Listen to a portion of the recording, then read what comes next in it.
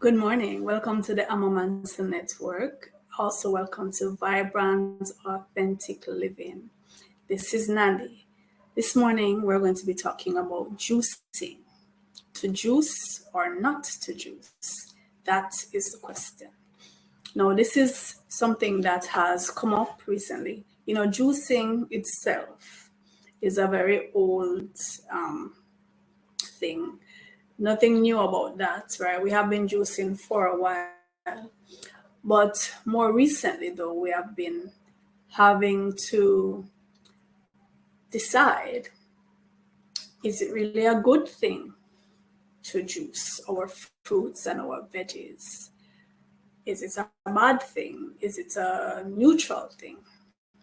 So that's what we're going to look at this morning. Now, I personally am someone who has been juicing for quite a while, actively juicing for 20 odd years. And I first started out as a teenager when I decided to become a vegetarian at 13 years old. It was a challenge because everybody else in my family were ardent meat eaters. And so it was really a challenge for me, but I started juicing then, juicing my callaloo and my fruits and stuff. And I have continued with that. And as I got older, into adulthood and having my own kids, it got even more intense. Nowadays, I religiously make anywhere from 2 to 4 different batches of juice per day. Right now, I am in the middle of a grape juice fast, which started on today would be the maybe about the 13th day of that fast. It's supposed to be a 40-day grape juice fast. This is my second 40-day grape juice fast. I did one in September of last year. Right, so the juices that I make during this fast is just grape juice, and I put some ginger and some lemons or limes. That's all the juice I'll be making for the next 20-something days. Right, this is day 13. But typically, when I'm not on a special fast like this, I will make 2 batches of juice in the mornings, 2 batches of juice in the afternoons. Ideally, I would prefer to make the juice wet just as I'm going to consume it, because that's really the best way. Make it just before you drink it, so you'll have the benefit of, even though, because some of the vitamins are water soluble and some of them will actually oxidize even if you have it covered. So the most potent and most benefits you get from the juice is when you make it right before you drink it. But being practical, the way the day is set up, for most of us, we're not able to whip up a batch of juice just as we're going to drink it. So the next best thing is to prepare your juices as close to the time as possible and take it with you or put it in the refrigerator so you'll have it to use. That's just you just do what you can, and you don't stress yourself out either about it, right? Just do what you can. But is it even wise to make juices? And to be honest with you, based on the research I've been doing, I'm more leaning now towards not juicing. But there are some things that if you want to consume them and if you really want to be practical about it, the best thing to do is to juice. So we're going to talk about all of those things.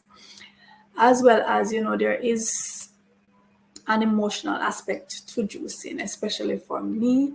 And I always tell my kids, we call it love juice, because I pour a lot of love into just the process of making the juices, right? And so if I make juice for you and you're consuming that juice, you're consuming love. So there's that.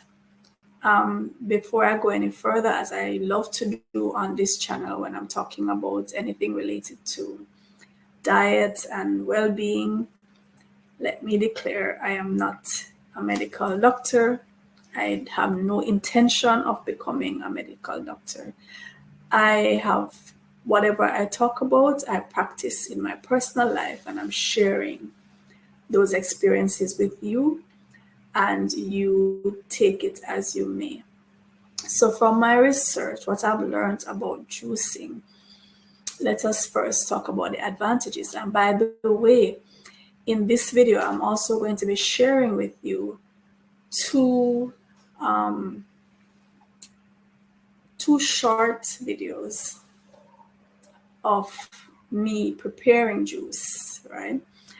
The particular juice that I'm making in these videos, the most important ingredient is sea moss.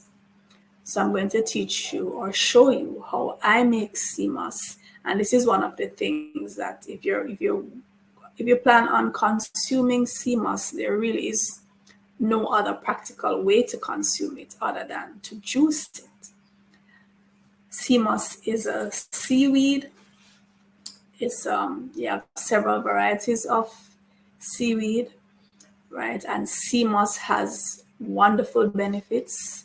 There are 70 odd minerals in the sea moss, and if you want to get access to these minerals, you basically have to boil them out or juice them out, right? So I'm going to show you my method that I use to extract the sea moss, and I'm also going to be sharing with you another video of me making a sea moss banana smoothie, right? So in between this video on to juice or not to juice, I'm going to pause a bit and share these two videos with you. So let us look at by the way, I'm feeling my bottom lip a bit chapped, and that happens when you're fasting, right? So because I'm on the extended fast, all right, so the advantages of juicing.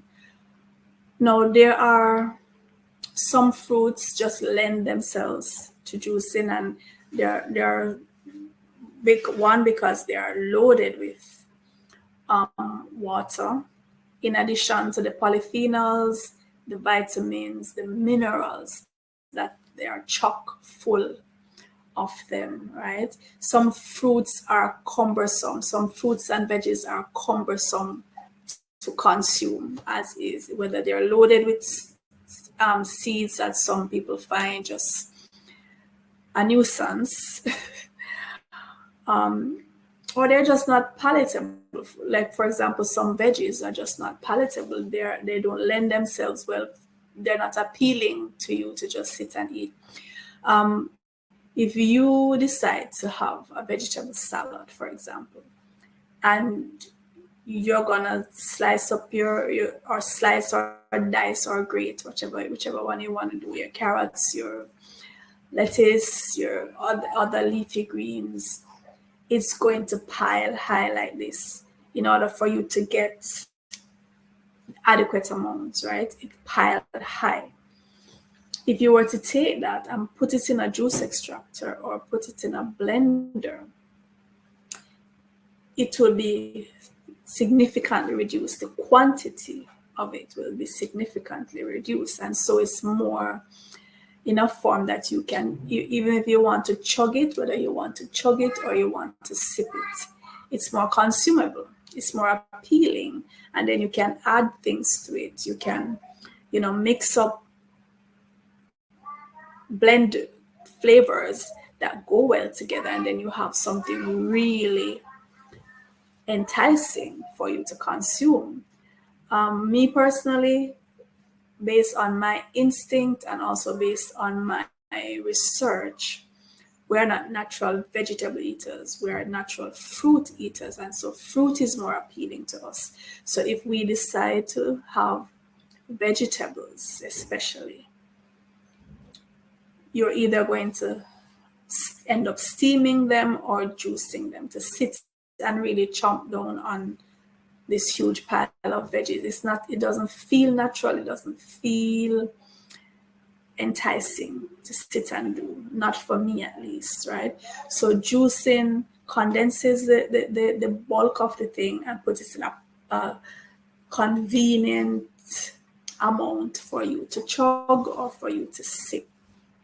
Now, another benefit of juicing, another advantage is that it is great for the kidneys to have that fluid, right? To keep them going. Remember, the kidneys flush your blood, they clean your blood, and it's a constant process, and they need that fluid to flow, right? So the kidneys regulate the amount of fluid in your body. If you don't have enough fluid, they can't do their jobs properly. And so when juicing will enable you to make sure that you get that adequate amount of fluid. Now, you can overdo it and get too much, right? And that's another thing. But definitely, because the juice will be more delicious as opposed to even water. Some persons, they try to get a lot of water in during the days, but it's just not appealing for them. But when you add the flavors, the natural flavors, and the antioxidants added to that, the polyphenols added to that, the natural vibrance that you get from the fruits, the combination, it's just delicious. And so you will take in more, and that is excellent for your kidneys, right? Now, these antioxidants and polyphenols and flavonoids that I've been talking about, these are essential for the functioning of your body. They are anti-inflammatories, they keep inflammation down, they build your immunity, especially when we start talking about the citrus fruits, your watermelons, your berries, your grapes. All of those provide antioxidants, flavonoids, polyphenols that build your immunity, reduce your aging, and promote longevity. So, and we all know, when they're in the form of the juice, especially combined in certain ways, you experiment and you see what goes well with what. I've been juicing for so long now, and there are certain fruits, once they're in season, they must be in the juice because they just add that bang to it. Like the passion fruits, for example. You put passion fruit in your juice, it is just so delicious. Pineapples, some fruits is almost sacrilegious to juice them because they're just perfect as is, like a mango. But even they are thrown into my smoothies sometimes. Some fruits, you just have to give them the homage of, that adoration. You just have to have them by themselves. When you get a nice, mellow, tree-ripe, organic East Indian mango, for example, why would you want to juice that? You just sit and have that as is. So there are nutrient benefits from the fruits. And when we juice, because there are different types of juicing. You have the juicing where you blend. So you add the water, you add the different fruits, you add your water. I don't use sugar in my juices at all. You add your water, you blend, and sometimes you strain. So some people strain and remove the fiber. Some persons, they make their smoothies, and depending on the blender or the juice extractor that you have, some of them are able to pulverize the fruit or veggie to a point where you can barely tell that the fiber is present. That's how pulverized it is. So some persons don't strain either. They don't strain their juices or their smoothies. So some remove the fiber, some leave the fiber. And there is something to be said for fiber, because fiber feeds your microbiome. Fiber is one of the best things you can give to the bacteria naturally existing in your intestines, which help in your breakdown of food, and they even help to supply some of the nutrients that we need, right? And these are naturally occurring. You do not want to get rid of the bacteria in your intestines. Most of them, the ones that naturally occur there, are for our benefit. They're our natural microbiome, and we want to feed them, and fiber is what they love. So when you remove the fiber from the juice, that's unless you know that you're making up for it in other parts of your diet, right? Unless you know you're getting adequate fiber from the other things that you consume. But if it's just the juice that you're getting your fruits and veggies from, I would not encourage you to remove the fiber from the juice, because you want that fiber to be there, and not just for the microbiome, but also the fiber, which we also call roughage, the cellulose, the part of the plant that we do not have the wherewithal to digest. That is needed to act as a broom in the digestive system, to literally sweep your intestines, to clear out the debris, and so we can pass that out as feces, right? So it's important to have roughage in the diet. And if you juice and remove that roughage, and then the rest of your diet is just of processed food, highly processed food, where the fiber has been removed, you're definitely going to feel the consequences of that. You're going to be constipated. You're going to have bulging stomach, which is really your intestines bulging because of the literal waste matter that has been compacted in your intestines, in addition to the fat that you're accumulating there, right? So roughage is very, very important. So you have to make sure, if you're juicing heavily and you're straining away the roughage, discarding that. I've watched videos where authorities on this matter have said that it is best for you to consume that roughage that you strain off and throw out the juice. Persons have gone to the extreme of saying that. And this is how important the roughage is in feeding your microbiome. And we want to have healthy microbiome. This is the reason why you have persons taking probiotics now, or prebiotics as well, in order to replenish their microbiome, right? So that's another thing you can look into. So yeah, those are the advantages of juicing. So let's look at the disadvantages, right? So the main disadvantage to juicing is, especially if you're straining away the fiber and discarding it, that fiber is lost. The pulp of the fruit or the pulp of the veggies, whether it's your leafy greens or your root veggies, and the fiber creates bulk in the stomach. Now, bulk in the stomach serves many purposes. One, it makes you feel satiated, makes you feel full, and you're less likely to overindulge. You're less likely to overeat. And we all know the consequences of overeating.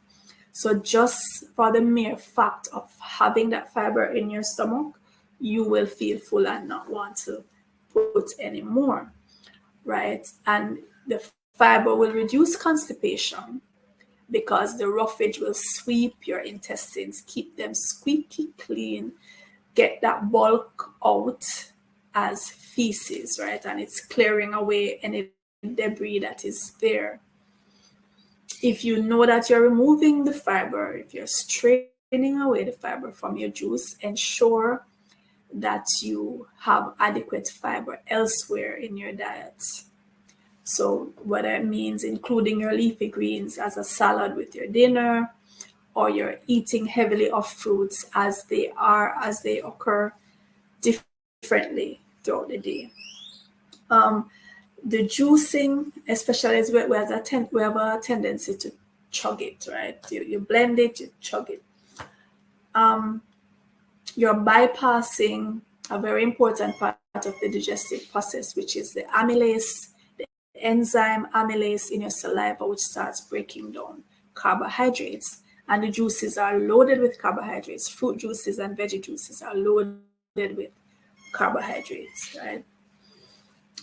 Or simple sugars, or the more starchy veggie. The amylase starts breaking down that starch, and if you bypass that process by chugging the juice, right, then we won't have efficient breakdown of our carbohydrates.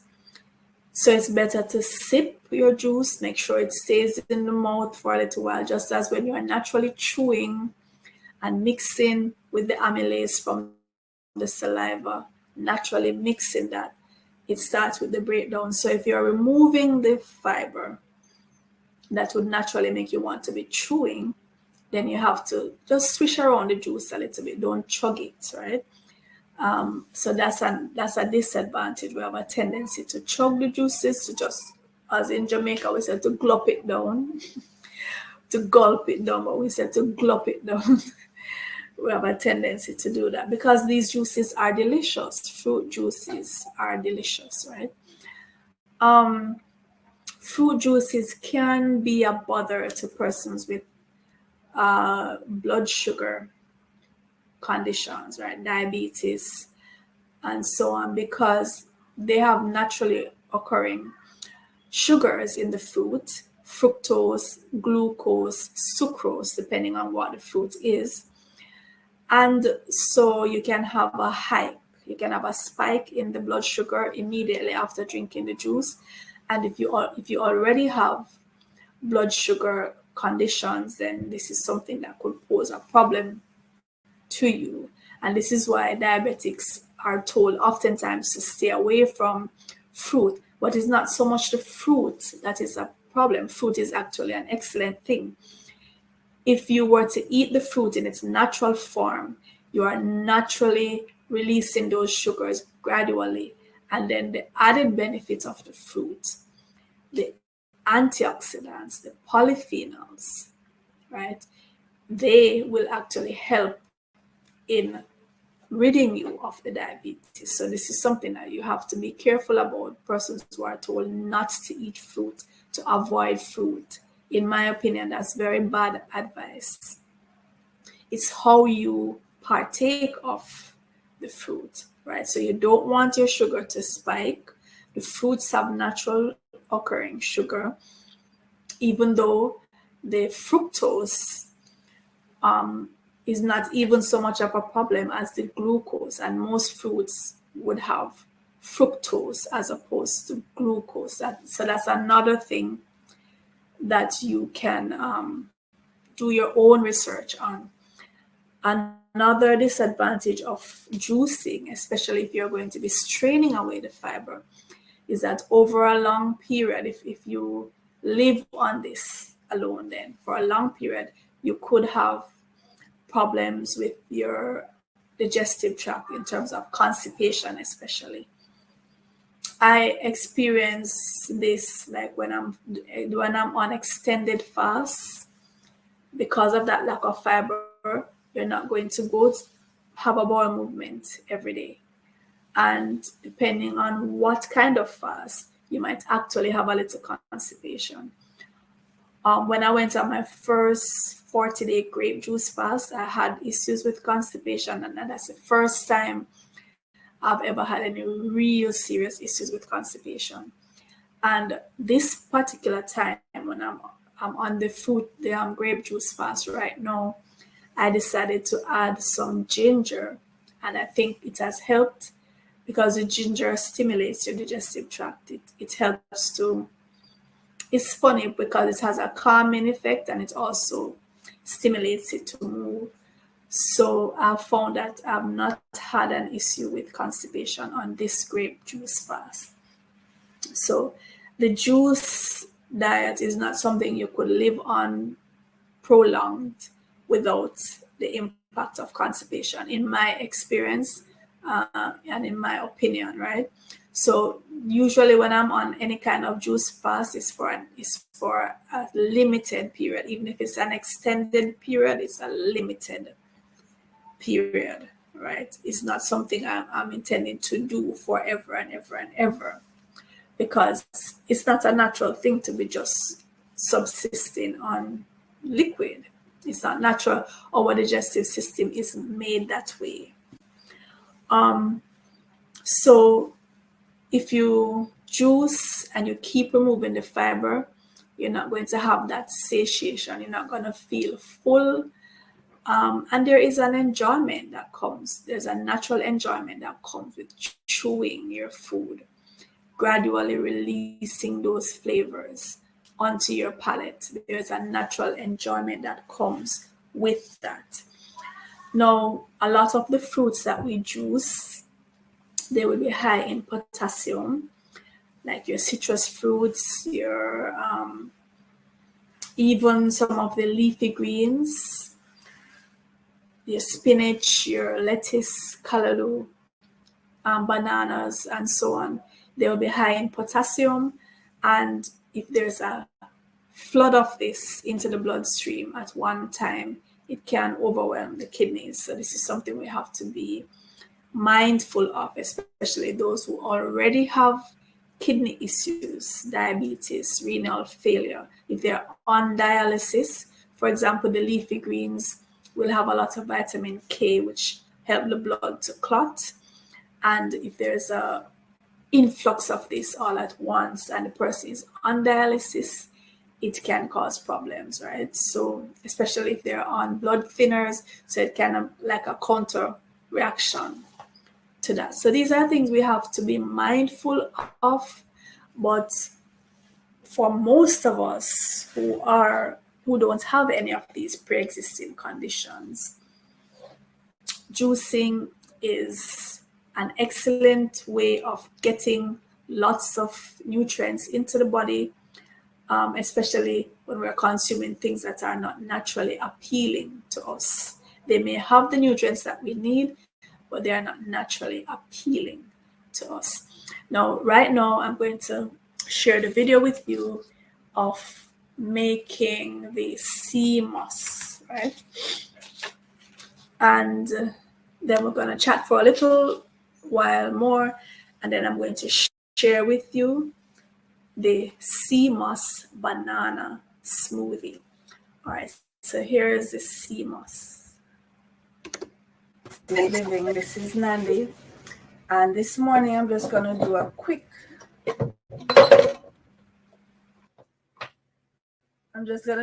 demonstration of how I make my sea moss. I use sea moss in my morning smoothies. So this is sea moss that has been soaking overnight. So what I did was, well, I should show you the original.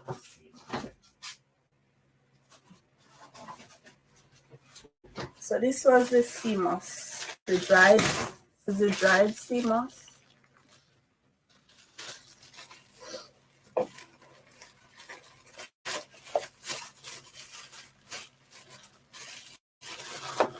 So it's very coarse and dry.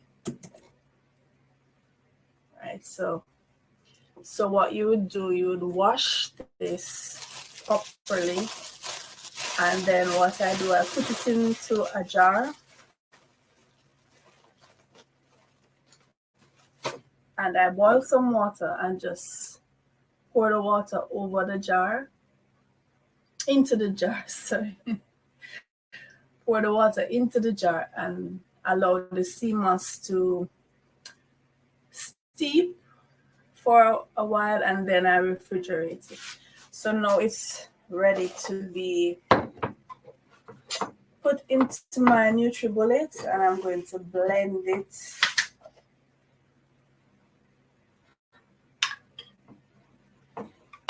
So it's very thick and gummy right now. All right, so I'm gonna blend it in my NutriBullet. So this that I have here is more than one.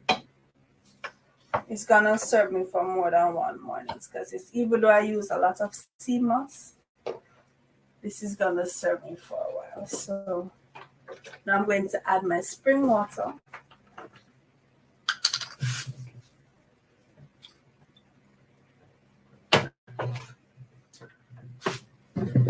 And then I'm going to blend this.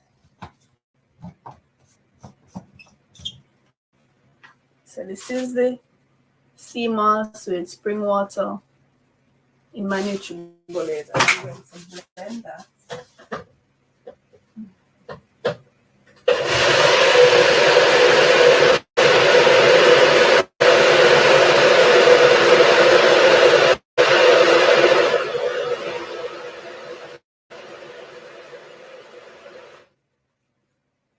All right, so this is it. This is the consistency of it now after being blended.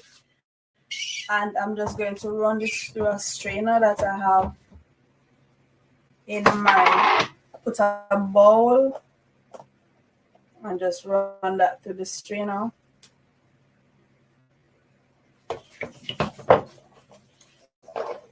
So I use a spoon when I'm straining it.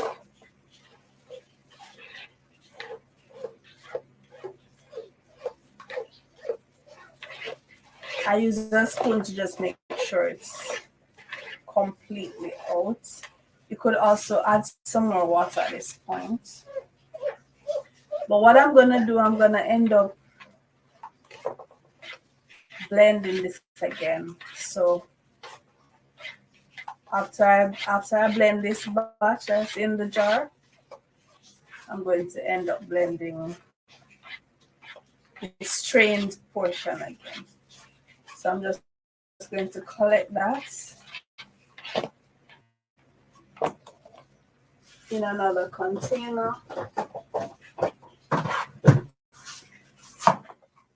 and put it aside to blend it again with the one that I'm gonna collect from this one. So I'm gonna put the rest of what was in the jar into my bullet. So I'll just use the water to kind of swirl it to make sure all the parts are out.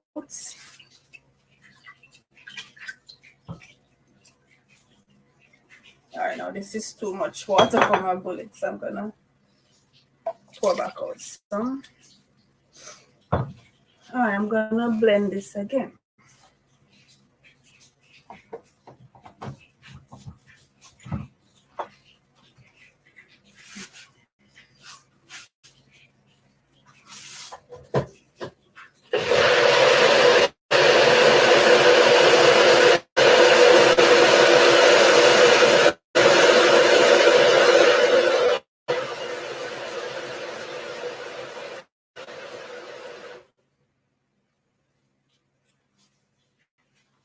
The sea moss it does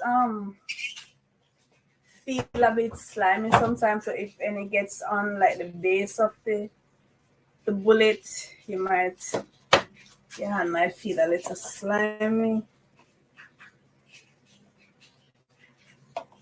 All right, so I'm gonna strain this again. You can see the goo running out. See how gooey it is? That's the goo running out.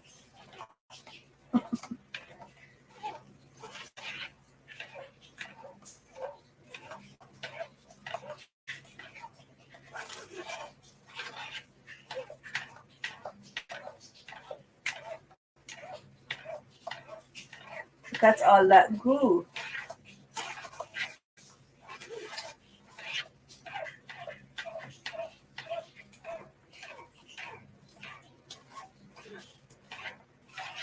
All right, so now I'm going to blend this again. This that just gonna pour it into the, and if you use a spoon and just run it under the bottom of the strainer, you see all that coming out.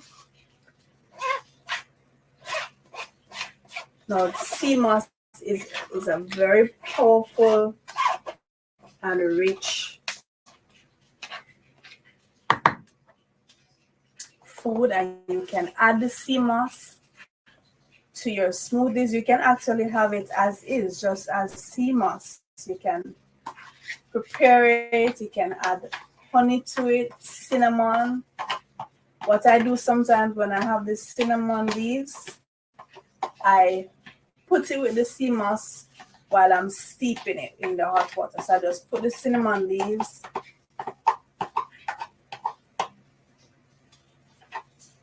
so I'm gonna blend this one more time.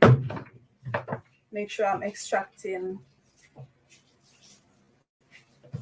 all the goodness from my sea moss. I'm gonna blend and strain it one more time.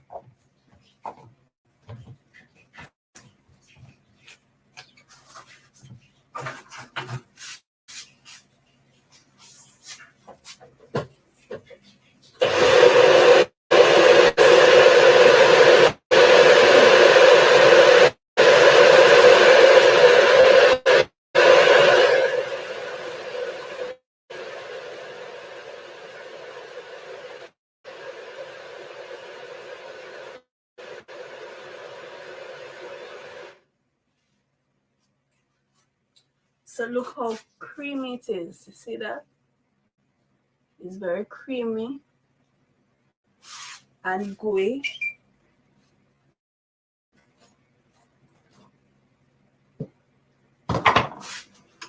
So this is gonna strain it. And this time when I'm straining it, I'm going to add some water because I want to just pour some water into the strainer while I'm mixing that, because I want it to be, I want to get everything out of it. See? And I just use my spoon and run it through the strainer. See that gooey stuff coming through?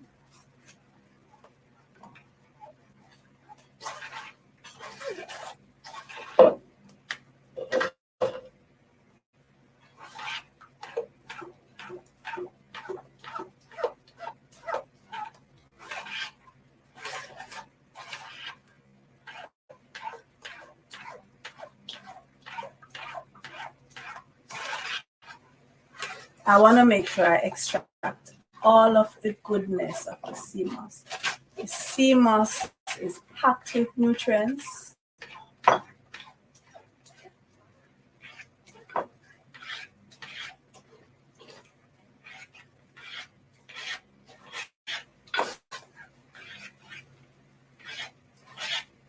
So once I have it on hand, I just make it, and if it's too much, I'll put it up in the fridge and just add it to my smoothie, which I'm going to do right after this. I'm going to make my morning smoothie after this, so you can check back in.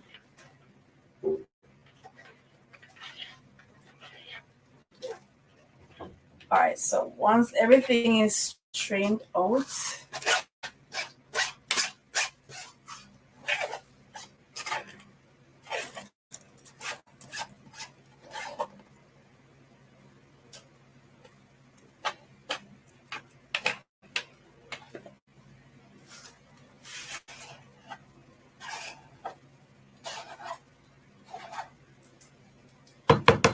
so I have one huge bowl of sea moss. And we're gonna, so this is a huge bowl of sea moss. That's how much it makes. It's very dense, and so one little,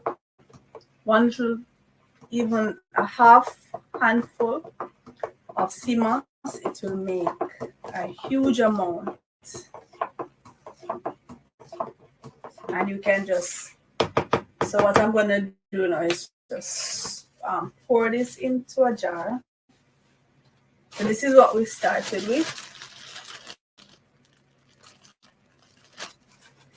I'm going to pour this into a jar, which I can store in the fridge. See all that goodness pouring out.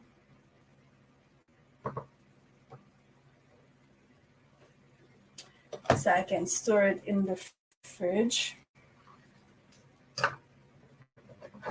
I can get another jar out of this.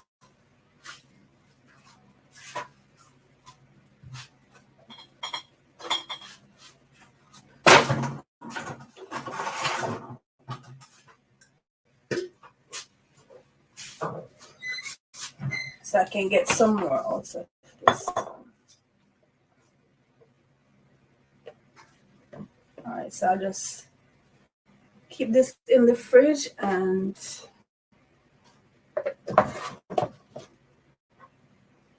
I'll have that to add to my smoothies. So this is my sea moss, nice and rich and very healthy, very nutritious. So now I'm going to make my morning smoothie, and I'm going to add some of this to it. All right, so this is Nandi. Thank you for joining me, and please remember to subscribe. Remember to leave your comments, and if you have any questions about juicing, fasting, meditation, anything like that, just drop me a line and I will be sure to respond.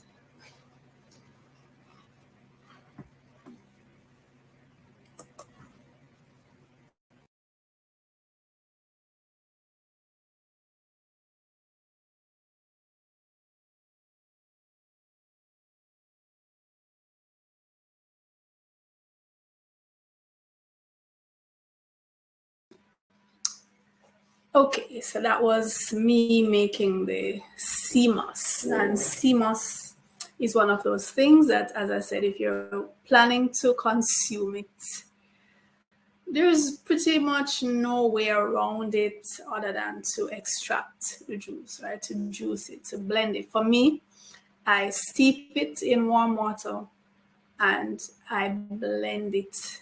And by the time you do that and you strain it out, there isn't much left in the strainer. So that means the sea moss, you're really getting all of the sea moss, right? Just in a palatable way. Some persons just boil it and they don't bother to blend. I don't boil mine. I add some hot water, just pour hot water on it, but I don't boil it because I just have a thing against boiling out.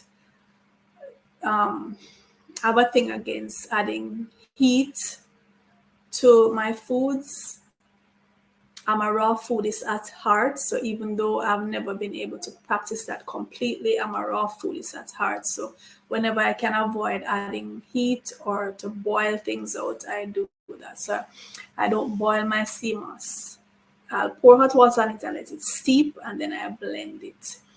And it's one of those things that's the best way for me, right? So I am going to be moving away from blending my juices and try to eat more of the fruits and veggies as is, so I can benefit from the fiber and I can benefit because once I'm gonna juice, I tend to strain, right? I'm not some things I don't strain. So like if I'm making my smoothies, so like the smoothie I'm gonna show you now, I'm gonna show you me preparing my sea moss banana smoothie. Those kind of things, the banana, the mango, the papaya, the custard apple, certain things that already are soft, I will not strain them. But other things that have a dense amount of fiber, I don't enjoy drinking smoothies with